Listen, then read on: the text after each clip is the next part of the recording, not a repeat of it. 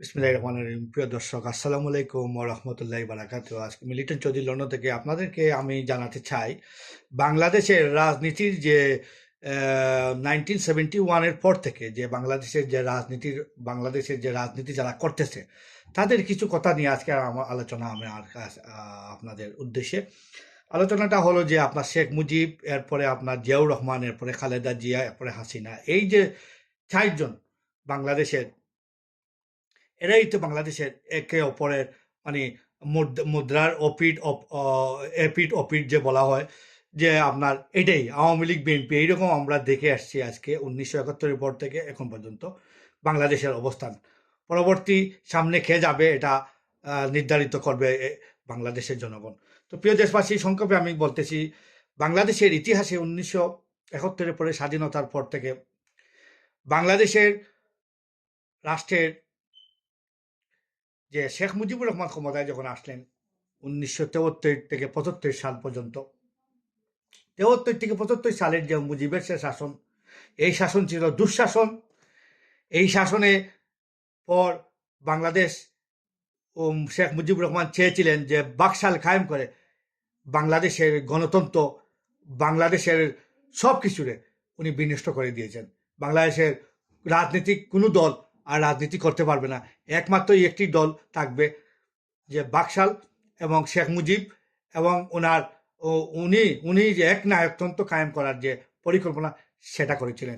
বাংলাদেশে দুর্ভিক্ষ হয়েছিল, বাংলাদেশের মানুষের হাহাকার তখন সৃষ্টি হয়েছিল। এই 1973 থেকে 75 পর্যন্ত 2.5 বছরের শাসন আমলে বাংলাদেশ দুর্বিষহ অবস্থা বাংলাদেশে ছিল। এরপরে আসি আমি, সংক্ষেপে চলে আসতেছি। এরপরে আপনার আসলেন জিয়াউর রহমান ক্ষমতায়।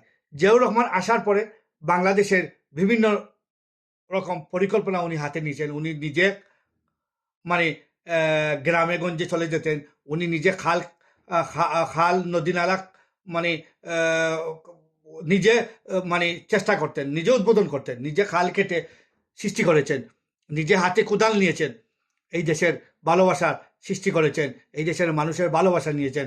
ওনার মৃত্যুর পরে 1981 সালে 23শে মে ওনাকে সার্কিট হাউসে কিছু সৈন্য মেরেছিল। এটা মারার হাত ভারতেরও আছে, শেখ হাসিনারও হাত আছে। ওনাকে মারার পর আপনারা এই বাংলাদেশের অবস্থা আরও দুর্বিষহ হলো।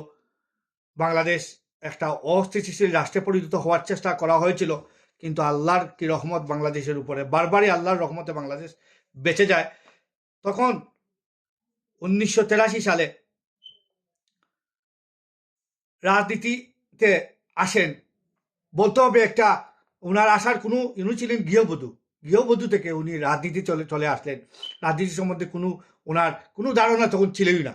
এরপরে দেশের স্বার্থে উনি রাজনীতি শুরু করেন 1983 সালে। রাজনীতিতে আসার পরে উনি 3বার প্রধানমন্ত্রী হয়েছেন, 3 মেয়াদে 3বার প্রধানমন্ত্রী হয়েছেন। কিন্তু এরপরেও তিনি যে আসনে দাঁড়িয়েছেন, বিপুল ভোটে সেই আসনে তিনি নির্বাচিত, এই দেশের জনগণ করেছে ওনাকে। এই খালেদা জিয়ার রাজনীতি 1983 সালে স্টার্ট হয়েছে। হ্যাঁ, এরপরে আপনার উনি ক্ষমতায় গেছিলেন, মানে এরশাদের বিরুদ্ধে আন্দোলন করে উনি আপুসীর নেত্রী হয়েছিলেন, সংগ্রামী নেত্রী হয়েছিলেন। 1990 গণ অভ্যুত্থানের পর 1991 সালে তিনি প্রথম বাংলাদেশের প্রধানমন্ত্রী, মহিলা প্রধানমন্ত্রী হন। এটা একটা বিরল। তো প্রিয় দেশবাসী, এরপরে আপনার আওয়ামী লীগ ক্ষমতা আসে, বিএনপি আসে, এইভাবে উৎখান পতন হয়। এরপরে আপনার 111-এর সৃষ্টি হলো। 111-এ ভারতকে হাত করে শেখ হাসিনা ক্ষমতায় আসলো। আসার পরে আপনারা দেখছেন কিভাবে বাংলাদেশের মানুষকে স্টিম রুলার চালিয়ে মানুষকে আর্মি মারলো, মানুষ হেফাজতে অনেক মুসল্লিদের মারলো। এরপরে আপনার কোনো ইসলামিক সংগঠন ওয়াজ নসিহত করতে হইলে এদের যদি হাসিনার বিরুদ্ধে চলে যায় তো ওনাদের অ্যারেস্ট করে নিয়ে যেত, এগুলো আপনারা দেখেছেন। এরপরে আপনারা অনেক মৃত্যু, গুম, খুন এগুলা দেখেছেন। এরপরে আপনারা কি দেখলেন, একজন 3বারের প্রধানমন্ত্রী, বাংলাদেশের মানে রাষ্ট্রের একজন গুরুত্বপূর্ণ ব্যক্তি বেগম খালেদা জিয়াকে উনি এক কাপড়ে ঘর থেকে বাইর করে দিয়েছেন। তো ওনার জিদই ছিল যে বাংলাদেশের মানুষকে উনি কষ্ট দিবেন, এবং বাংলাদেশের মানুষ 1975 সালে ওনার বাবাকে যেভাবে মেরেছে, মারার পরে আপনারা দেখছেন